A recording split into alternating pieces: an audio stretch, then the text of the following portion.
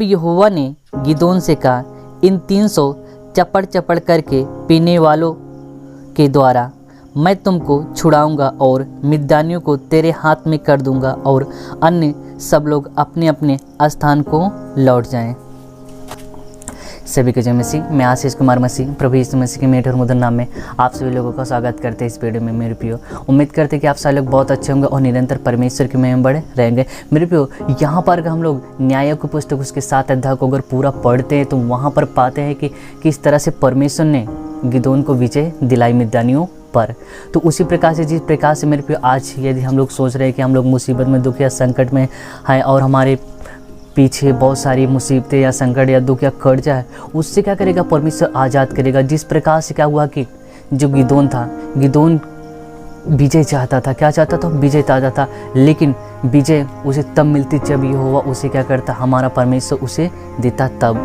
जानते हो मेरे प्रियो, अगर हम लोग 7 अध्याय को पढ़ते हैं, न्याय उसके 7 अध्याय को पूरा पढ़ते हैं तो वहाँ पर पाते हैं कि किस तरह से परमेश्वर ने गिदोन से कहा, उन सभी लोगों को तू अलग कर दे जो लोग डरने वाले हैं, जो डरपोक हैं, जो घमंडी हैं, जो अपने आप को बहुत लगाते हैं, उनको तो क्या कर दे? सबसे पहले अपनी इस टीम से क्या कर दे? अलग कर दे। क्योंकि परमेश्वर नहीं चाहता था कि ऐसे लोगों के द्वारा गिदोन को विजय मिले और पीछे हटने वालों को द्वारा गिदोन को विजय मिले। सबसे पहले जानते हो गिदोन के साथ कितने 32,000 लोग थे। 32,000 लोगों में से खुदा ने गिदोन से सबसे पहले कहा कि 22,000 लोगों को क्या कर दे? तू अलग कर दे। क्यों इतने लोगों को खुदा ने अलग करवाया उससे? इसलिए करवाया कि वो लोग अयोग्य थे खुदा की दृष्टि में। कि खुदा ने उन लोगों को अलग करवाया क्योंकि वो लोग खुदा की दृष्टि में अच्छा काम करने वाले नहीं थे, अपनी वाहवाही करने वाले लोग थे। इस वजह से सबसे पहले खुदा ने गिदोन से कहा, इन 22,000 लोगों को तू अलग कर दे। और उसके बाद जानते हो खुदा ने क्या कहा? खुदा ने फिर क्या किया?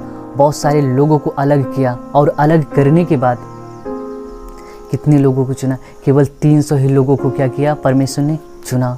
और उसे 300 लोगों के द्वारा क्या हुआ? खुदा ने गिदोन को विजय दिलाए। तो मेरे प्रिय, आज हम लोग कभी भी ये ना सोचे कि हम अकेले हैं या हमारे पास कोई नहीं है, ये कभी भी ना सोचे।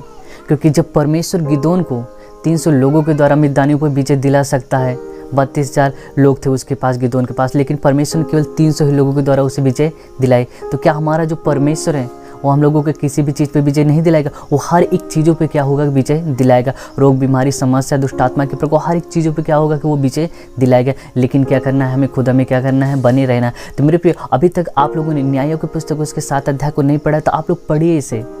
क्योंकि अगर हम लोग पूरा पुस्तक को अगर पढ़ के बताएंगे वीडियो बहुत लंबी हो सकती है।